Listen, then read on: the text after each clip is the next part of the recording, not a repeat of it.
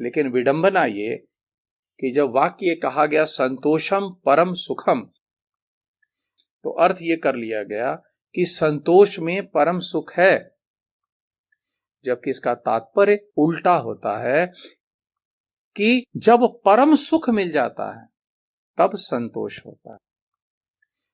संतोषम परम सुखम कहा तो गया है, व्याकरण के हिसाब से सही वाक्य है, लेकिन अर्थ इसका ऐसा करना है कि परम सुखम संतोषम, जब परम सुख मिल जाएगा तभी संतोष मिलेगा।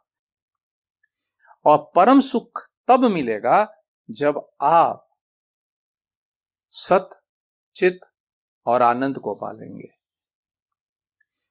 सत उसको कहते हैं जो सदा रहता है, जो मृत्यु के पार है।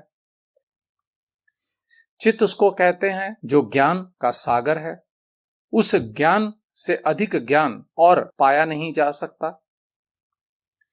और आनंद उसको कहते हैं जहां सारी इच्छाएं समाप्त हो जाती हैं। इस सच्चित आनंद में प्रतिष्ठा प्राप्त किए बिना संतोष खाली एक अपने मन को भुलावा देके सबर करने वाली चीज है।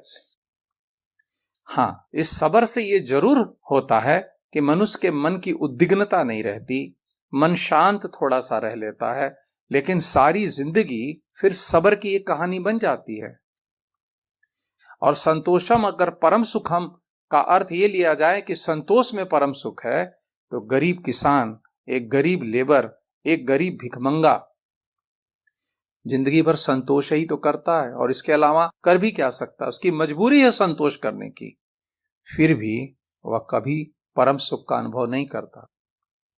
और जो करोड़पति हैं, अरबपति हैं, उनको तो सब कुछ उपलब्ध है, फिर भी उन्हें संतोष नहीं होता। गरीब संतोष कर रहा है, फिर भी संतोष करने की उसकी लिस्ट, उसकी सूची समाप्त नहीं होती। अमीर आदमी के सारे कामनाएं वह पूरी कर ले रहा है, फिर भी उसको संतोष नहीं हो रहा है।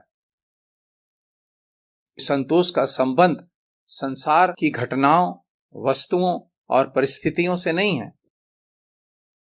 संतोष का संबंध उस परम चैतन्य की अनुभूति से है, जहां पर ना कोई दुख है, ना अन्याय है, ना अनीति है, ना कोई रोग है, ना कोई भय है।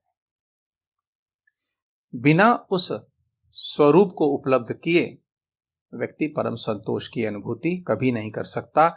आप अगर यह बात समझ गए तो आपको यह भी समझ में आ जाना चाहिए कि संतोष मन या बुद्धि से करने वाली कोई व्यवहारिक घटना नहीं है।